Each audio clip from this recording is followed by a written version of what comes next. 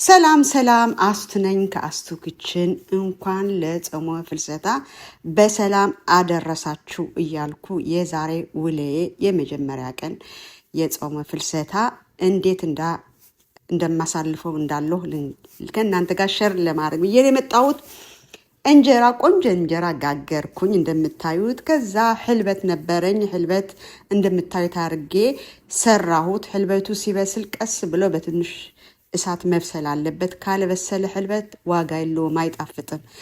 ህልበቴን እየበሰለ ሽንኩርቴን እዚህ ከታትፌ ማቁላላት ጀመርኩኝ።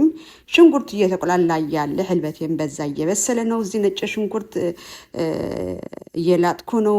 ከዛ ህልበቴን ማነው ሽንኩርቴን ስለተቆላላ ነጭ ሽንኩርትን እንደዚህ እንደምታዩት ጨመርኩበት። እንደዛ በደንብ ተቆላላ።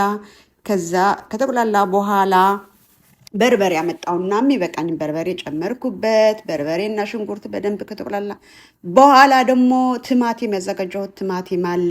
ቲማቲም እንደምታዩት አድርጌ ጨመርኩበት።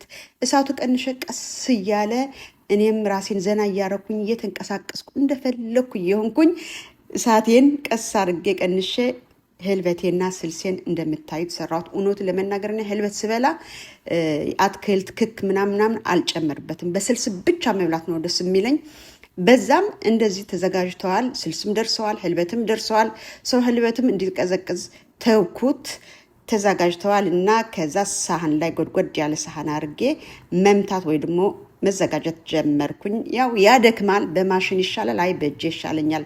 ለአመተ ድርሰኝማ በእጄ መትቼ ነው የምበላ ብዬ በእጄ እንደምንም ብዬ ደክሞኝም ቢሆን እንደምታዩት እንትን እያልኩት ነው፣ እየሰራሁት ነው፣ እያረፍኩ እና በእጅና በማሽን ሲሆን አድኖ በእጅ ሲሰራ ነው የሚጣፍጠው። ስለምችልም ችግር የለብኝም። እንዲህ ያልኩ ከዛ ለባለቤቴና ቅመሰው ደረሰ ወይ ብዬ ያልኩት ደርሰዋል አለኝ። ከዛ እንጀራችንን ስንግ የቃሪያ ስንግ አዘጋጀ ነበር።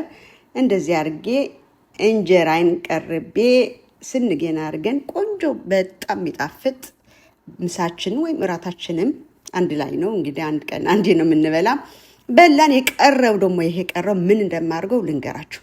እንዲህ አድርጌ ፍትፍት አድርጌ ለነገ ቅዳሜ አይደል ነገ ለነገ ጠዋት ፍትፍት አድርጌ አሳድረዋለሁ ፍሪጅ ውስጥ። ከዛ ጠዋት ቡናችሁ ወይ ደግሞ ሻያችሁ አፍልታችሁ እንደዚህ ፍትፍት እንጀራ በህልበት ስትበሉ ልነግራችሁ አልችልም። በጣም ነው የሚጣፍጠው።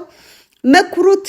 እኔ የዛሬ የመጀመሪያ ቀን የፍልሰታ ቀን በእንደዚህ እያከበርኩት ወይ ደግሞ እያሳለፍኩት ነው። እናንተ ጥሩ ጾም እንዲሆንላችሁ እመኝላችኋለሁ።